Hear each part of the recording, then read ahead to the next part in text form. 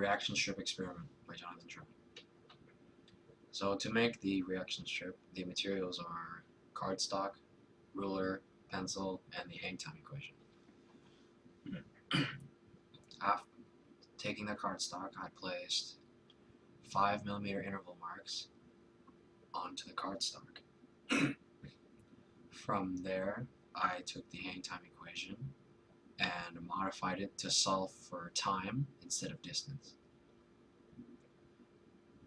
I put that onto Excel and was given immediately the numbers, which I placed next to the interval markings.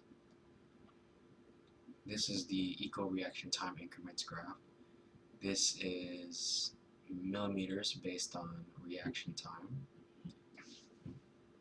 This is the equation, the hang time equation, which was divided by 1000 to make sure it was in milliseconds, millimeters. This is the equal falling time increments graph, which is practically the main graph for the reaction strip, distance fallen based on millimeters. Yet again, divided by 1000 to make sure that the distance input was in millimeters. And as you can see, it speeds up rapidly and it slowly begins to square out. So if this was much longer, it would be flat, thus reaching terminal speed velocity. For the male-female reaction times without distraction, the male average was 164.4 milliseconds, the deviation of only 9.45, and the female average was 167.6 milliseconds, the deviation being 16.16. The male were only 3.2 milliseconds faster than the female on average. With distractions, you would notice that the times increased to 211.4 milliseconds for male average, and female average is 218.4 milliseconds. Again, male victory by only 7 milliseconds. So in conclusion, the extraneous stimulation did affect reaction time. It slowed reaction time, and I think it's probably because the brain cannot actually multitask. It has to focus on one thing at a time, meaning the delay is caused by it trying to switch its attention back to the reaction strip.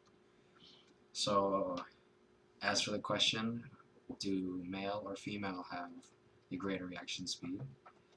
Given by the experiment, it would conclude male, but given by real-world situations, I would say both have about equal reaction speed, because if you were to look back on the data, some female were faster than some of the males.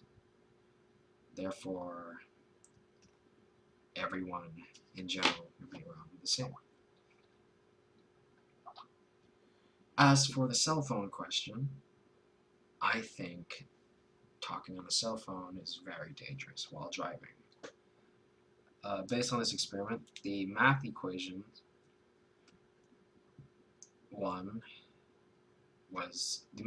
was used for the extra stimulus, and as a math equation, you quickly solve it and your attention is back onto the reaction strip.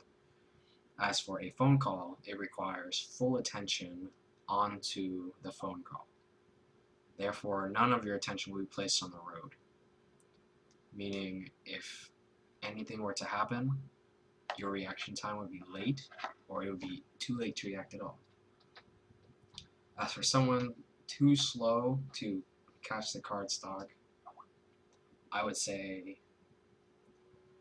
use larger, longer cardstock and apply the same rules as this experiment, and for someone too fast, place finer lines by 1 millimeter increments, and place a small mark of ink onto their finger, a small line. So when they catch it, it marks the drop, the reaction strip. That way you can accurately determine your reaction speed. That's the end of the PowerPoint. Thank you.